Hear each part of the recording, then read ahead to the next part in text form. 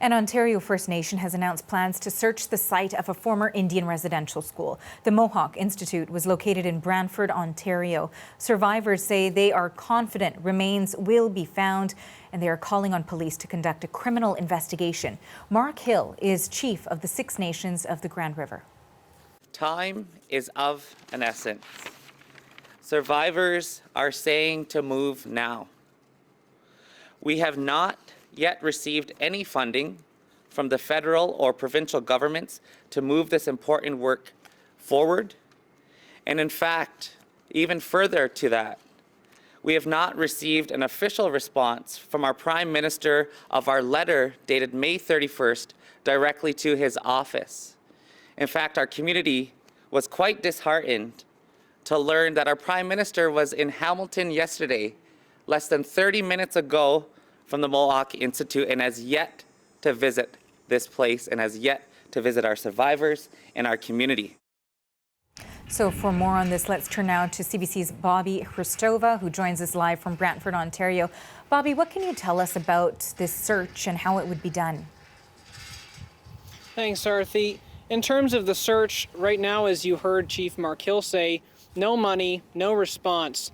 So to start this search, Chief Hill and survivors of the former Mohawk Institute are asking for police to launch a criminal investigation into the deaths at the school. TRC records, they say, report at least 54 deaths connected to the school. So to start this criminal investigation, they want provincial and local police forces to team up with them and collaborate. The survivors said they want to lead the initiative, they want to set guiding principles, they want oversight.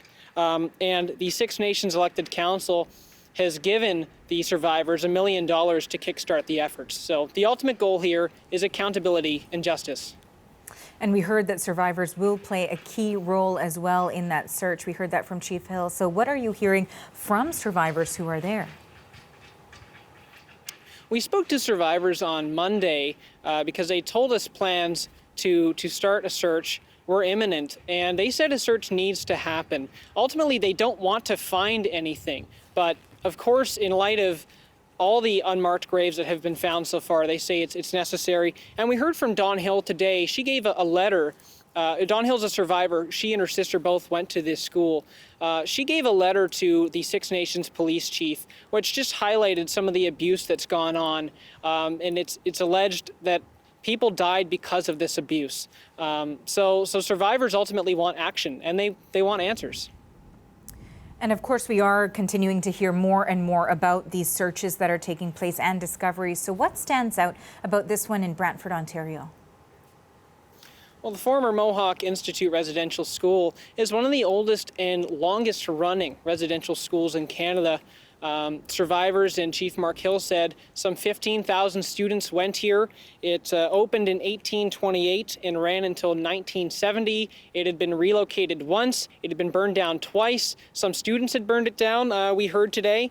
And ultimately, when the government took it over in 1945, more of the alleged atrocities were still going on. And so since it closed in 1970, it's now become the Woodland Cultural Center. So it's now a place to learn about Indigenous history in residential schools. And the provincial and federal governments recently offered a cash injection of more than $9 million to restore the building and open it up as a National Heritage Site so people can come here and educate themselves. All right, thank you for this. That is the CBC's Bobby Hristova in Brantford, Ontario.